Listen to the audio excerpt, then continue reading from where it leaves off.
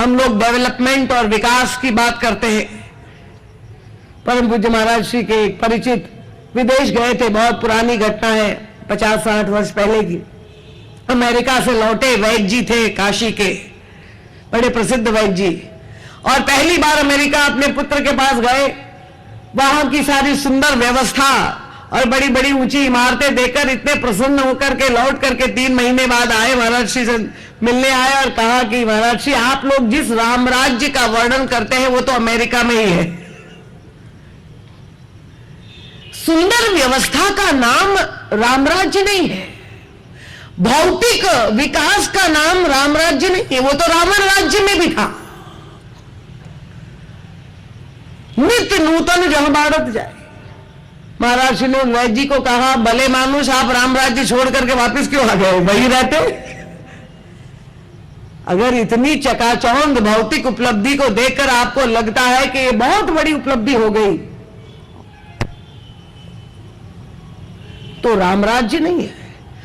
हनुमान जी महाराज ने सारा वर्णन सुन करके सारे लंका का निरीक्षण किया, और जैसे सूक्ष्मता से श्री हनुमान जी ने लंका का निरीक्षण किया, शायद रावण ने भी नहीं किया होगा।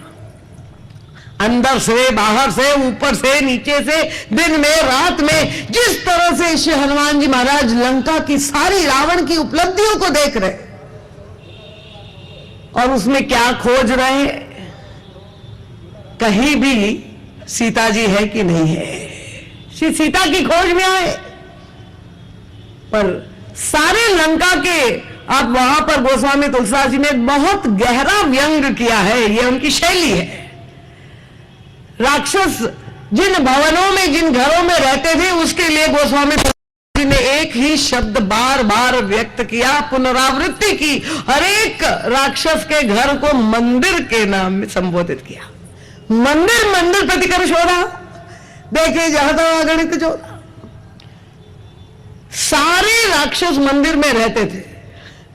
आश्चर्य होता है, क्या गोस्वामी तुलसीदास जी जैसा सर्वश्रेष्ठ साहित्यकार, उनके पास शब्दों की कमी पड़ गई थी? पर ये तो सौभाग्य हमारा कि युग तुलसी परम पूज्य महाराज श्री हमारे मध्य में प्रकट हुए, और उन्होंने हमें वो दृष्टि प्रदान की है कि मंदिर शब्द का प्रयोग क्या कोई घर नहीं था, कि नहीं, घर एक था पूरे लंका में। क्या भवन एक पुनि दीख सुहावा, एकमात्र विभीषण घर में रहता था, बाकी सारे राक्षस मंदिर में रहते थे। और फिर हुआ क्या, इन मंदिरों की गति क्या हुई? उनका हमारे भक्ताग्रगण्य, ज्ञानीनाम अग्रगण्य श्री हनुमान जी महाराज ने इन सारे मंदिरों को जला दिया। ये सारे वो प्रश्न हैं जिनके अंतराल में बैठ करके हम अगर समझे तो समाज में धर्म को लेकर के, मंदिर को लेकर के ये जितने भी युद्ध चल रहे हैं वो कभी नहीं होते। पर हमने परम पूज्य महाराज के साहित्य को ना समझा है, ना आत्मसात किया है। श्री हनुमान जी महाराज जब लंका के सारे घरों को लंका में आग लगा रहे थे, जला रहे, तो गोस्वामी तुलसीदास जी ने फिर से उसी शब्द का बार प्रयोग किया। जब अवलोकन कर रहे थे तब तो वही मंदिर शब्द का बार बार कहा, मंदिर मंदिर प्रतिकर्ष हो रहा। देखे जाता अगणित जोड़ा, गयो दशानन मंदिर माही, अति विचित्र कई जात सुनाई, शयन किए देखा कपिते ही, मंदिर मह न दीख वह दे। वहां तो मंदिर मंदिर की पुनरावृत्ति की, पर आगे जब जला भी रहे थे तब भी उसी शब्द को फिर से ले आए गोस्वामी तुलसीदास जी, क्योंकि मंदिर की लगातार ऐसा लग रहा था कि जड़ी लगा दी। अचानक से हनुमान जी महाराज रावण के महल से बाहर निकले तो शब्द बदल दिया, भवन एक पुनि दीख। पर आगे चल करके श्री हनुमान जी महाराज जब आग लगा रहे तो फिर भाई मंदिर ते मंदिर चढ़ जाए, वहां भी एक एक मंदिर पर चढ़कर जला रहे। क्या तात्पर्य है, ये क्या बताना चाहते? मंदिर तो वो स्थान है जहां पर सामान्य भाषा में, जहां किसी देवता, हमारे आराध्य इष्ट की हम पूजा करते हैं, वो स्वामी जी कहते हैं मंदिर महन दीख वैदेही। श्री सीता जी का दर्शन कहीं भी नहीं हो रहा है। तो फिर मंदिर लिखने के पीछे तात्पर्य क्या है? ये लंका के राक्षस, ये दशानन जिस मंदिर में रहता है, किस देवता की पूजा करता है, ये गोस्वामी तुलसीदास जी ने व्यंग किया है। ये दशानन मंदिर है। उनका लंका में दो प्रकार के मंदिर हैं, एक दशानन मंदिर, एक हरि मंदिर। हरि मंदिर वो है जहां हरि की पूजा हो रही है, और दशानन मंदिर में, दशानन मंदिर क्या है समझ गए कि नहीं? महाराज श्री का ये जीवन दर्शन पूरे रामचरितमानस को एक ही शब्द के द्वारा महाराज श्री संदेश दे देते हैं। ये सारी कथा दशरथ और दसमुख की कथा है। पूरी मानस की कथा इनके संपुट में आ जाती। एक और दशरथ है, दूसरी ओर दसमुख है, और इन दोनों चक्रवर्ती सम्राट में वैसे कोई समानता नहीं थी, पर समानता नाम में केवल 10 की है। महर्षि का ये जो दृष्टिकोण है, महर्षि कहते हैं ये 10 शब्द में सारी मानव जाति आ जाती है। हम और आप सभी 10 है। तो ये दशानन मंदिर क्या है? उनका ये 10 इंद्रियों का जो शरीर है, ये देह मंदिर, यही दशानन मंदिर। और इस दशानन मंदिर में पूजा किसकी होती है? उनका देह देवता की जैसी पूजा राक्षस करते थे। शायद किसी हरि मंदिर में भी ऐसी पूजा नहीं होती होगी। ये केवल त्रेता का सत्य नहीं है, ये हम सब के जीवन की कथा है। रामचरितमानस मंदिर मंदिर वैदेही सारी उपलब्धि है, पर इन सारी वस्तुओं के द्वारा 10 इंद्रियां जो प्रभु ने हमें दी है, इसके द्वारा अगर हम भोग करना हमारे जीवन का लक्ष्य है, ये विवेक जो मनुष्य को प्रदत्त है, अगर उसका सदुपयोग वो नहीं करता है, 10 के साथ रथ जोड़ेगा तब तो धन्य हो जाएगा, दशरथ बन जाएगा और श्री राम को प्राप्त कर लेगा। पर 10 को मुख से जोड़ देगा तो 10 इंद्रियों के द्वारा भोग करने में ही जिसका पूरा जीवन व्यतीत हो गया, तो वो बाहर दशरथ रावण को खोजने की आवश्यकता नहीं है। जब हम दर्पण में देखें तो हमें दशानन का दर्शन हो जाएगा। हम प्रसन्न हो जाए दशहरे के दिन रावण का पुतला जला करके, पर रावणत्व तो क्या है? 10 इंद्रियों से केवल भोग वासना। और तब मंदिर मान दीख वैदेही का मतलब कि सारी उपलब्धियां 10 वस्तु गिना ली, वहां भी 10। गोस्वामी तुलसीदास जी ये अंकों के द्वारा भी संदेश देते हैं, ये उनकी वैशिष्ट्य है, उनकी शैली है। 10 और 9 दशरथ जी के नाम में भी 10 है, पर धन्यता दशरथ के जीवन में रामनवमी को आई, राम आ गए। और दशानन के यहां भी राम आए, पर वो विनाश करने के लिए दशहरे के दिन आए।